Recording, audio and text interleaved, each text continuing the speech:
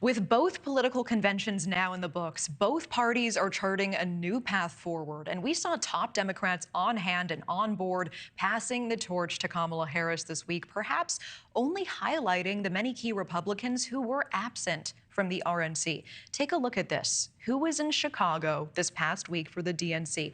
It was a history lesson in the Democratic Party. We had past leaders from the Obamas to the Clintons, the grandson of Jimmy Carter and John F. Kennedy.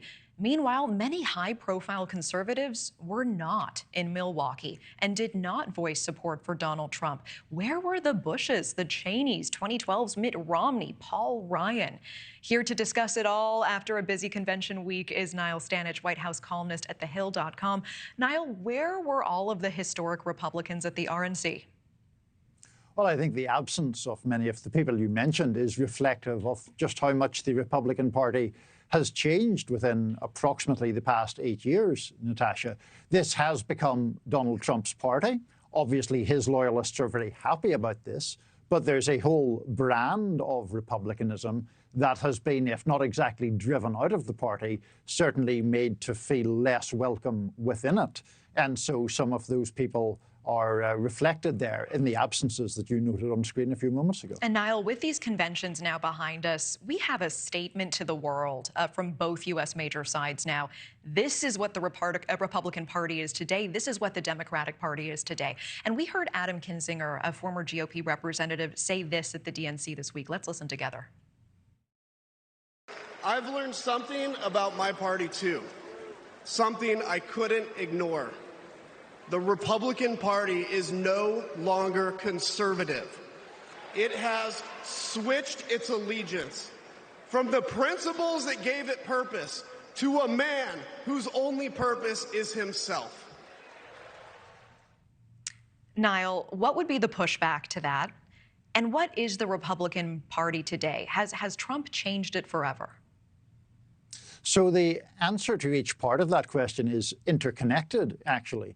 The pushback from not only former President Trump, but his allies would be this idea that they have remade the Republican Party in a more populist way. So, for example, more protectionist on trade, less inclined to offer full-throated support for multilateral institutions like NATO, and broadly speaking, perhaps more receptive to working-class concerns. So that would be what they would push back by saying. In the process of doing that, they have changed the Republican Party from how it was in even a decade ago, which was more, I think, business-friendly, more of a kind of a Wall Street Journal kind of conservatism to a more populist brand.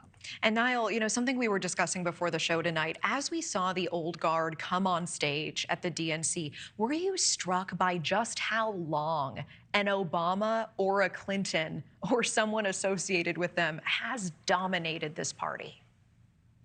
Sure. I mean, as you say, we were talking about this on our own previously. I mean, the fact is that for a very, very long time, two families, the Clintons and the Obamas, have really dominated Democratic politics. And if you think about it, going all the way back to Bill Clinton's first run for president in 1992, ever since then, with one exception, the Democratic nominee has been either a Clinton, an Obama, or someone who was a vice president for one of those people. The only exception was John Kerry in 2004.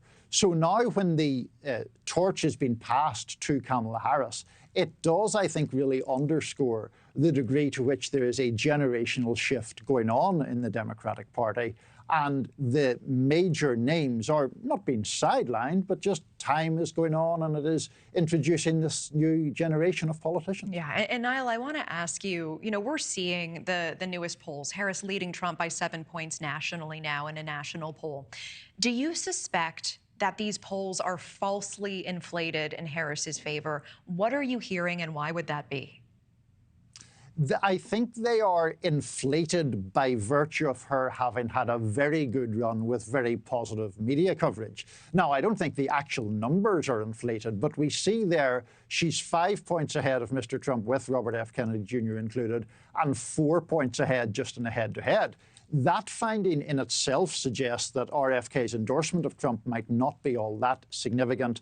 But to your point, the fact that she is ahead, I think she could be perhaps at a high water mark, because I would expect her to receive more scrutiny and frankly, some more negative or rigorous coverage, at least, in the weeks to come. Niall Stanage, always a pleasure. Thank you so much.